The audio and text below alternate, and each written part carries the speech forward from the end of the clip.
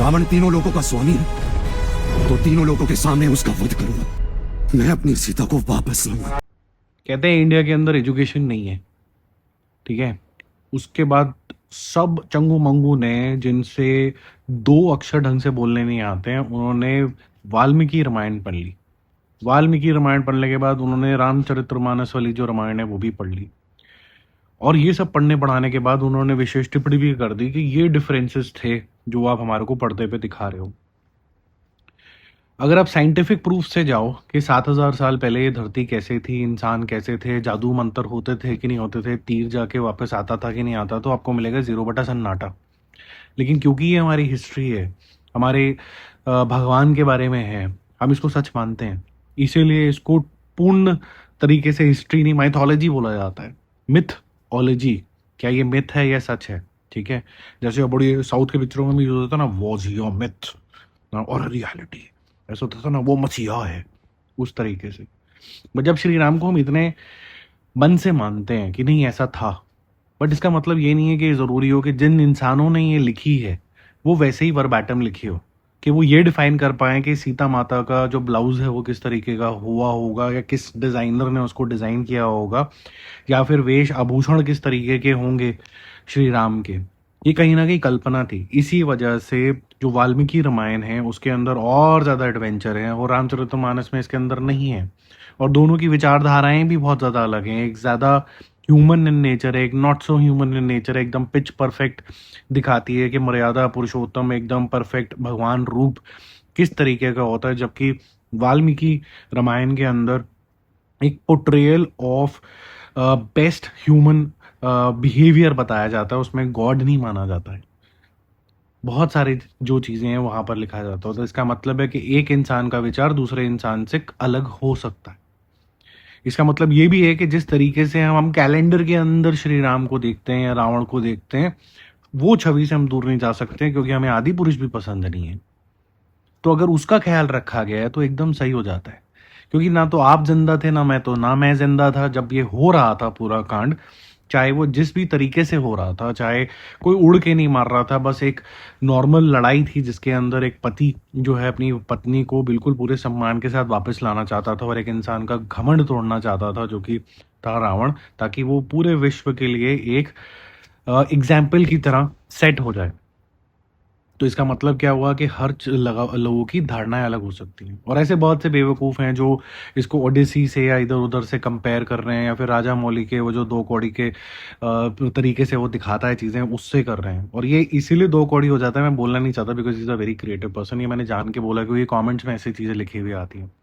He's making India proud, but doesn't mean that he's making great cinema. After Bahubali, he has made a very ridiculous movie, which is RRR. I hope he bounces back.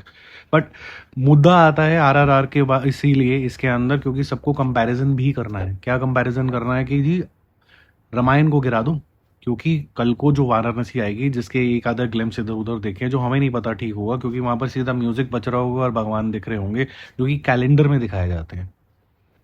ये फर्क इसीलिए है क्योंकि हमारा जो दिमाग है वो ट्यून्ड हो गया है कि हमें वही दिखाओ जो हमें देखना है, जबकि हमारी ही रामायणें अलग अलग तरीके से लिखी गई हैं हिस्ट्री के अंदर। और ऐसे बहुत से बेवकूफ़ हैं जो ये बोलने के लिए तैयार हो चुके हैं अब कि हमें पता है कि वाल्मीकि रामायण में डिफरेंसेस क्या थे, क्या वहाँ पर उड़ने वाला हाथी था कि नहीं था, या वहाँ पर अजीब से दिखने वाला शूर्पणखा वाला शेर था कि भी नहीं था, या वाल्मीकि रामायण के अंदर तो लक्ष्मण रेखा थी ही नहीं। क्या फर्क पड़ता है इस बात से? जब धुरंधर के अंदर ये फर्क नहीं पड़ता कि कौन सी गवर्नमेंट ने क्या आदेश दिए थे, दिए कांग्रेस ने थे, बिल गए बीजेपी को, तो क्या फर्क पड़ता है इस बात से? फर्क इस बात से पड़ता है कि आपने श्री राम की पूरी गाथा के अंदर सीखा क्या। बुद्धि का इस्तेमाल करो, डिवाइड मत करो इंडिया को। ये पिक्चर बहुत अच्छी है, आगे जाने दो इसको। और अगर आप ही लोग एक दूसरे का सर फाड़ते रहोगे कि अच्छी थी कि नहीं अच्छी थी, कि यश कितना अच्छा था और रणबीर कपूर अच्छा नहीं था, यश को 5% भी एक्टिंग नहीं आती जो रणबीर कपूर को आती है, इसीलिए उसको वहां पर कास्ट किया गया है। रणबीर कपूर के अलावा अगर यश की बात करें तो उसका ऑरा इतना स्ट्रांग है जो नेगेटिव तरीके से एक कह सकते हैं कि खूंखारपन कर रहा है, 1 dimensional acting. Shri Ram 1 dimensional थे क्या? नहीं थे ना। उनके अंदर सहन शक्ति, उनके अंदर कंट्रोल, जब रास्ता नहीं मिल रहा था, समुद्र नहीं हिल रहा था, तब एक बारी गुस्सा भी दिखा दिया था ना। तो वो जो डायमेंशन है, क्या ये डायमेंशन दिखा सकता है क्या रावण? नहीं, क्योंकि वो वन डायमेंशनल है। ये लोग नहीं समझते, इसीलिए उनको वो मारता हुआ रॉकी भाई रावण दिख रहा है और वो भक्ति नॉर्थ और साउथ को डिवाइड करता चला जा रहा है। मेरे ख्याल से तो ये काफ़ी ज़्यादा वाहियात तरीके की जो कंपैरिजन्स हैं वो शुरू हो गए। मेरा पर्सनल ओपिनियन ये है कि they can completely shut up. I have liked all the characters. इसका जब मैंने रिव्यू भी करा था, I believe the casting is superb. It is made with a very noble intention. जो हमने सीखा है, जो हम संस्कार को लेके इतना ज़्यादा प्राउड फील करते हैं, वो दुनिया तक भी जा रहे हैं।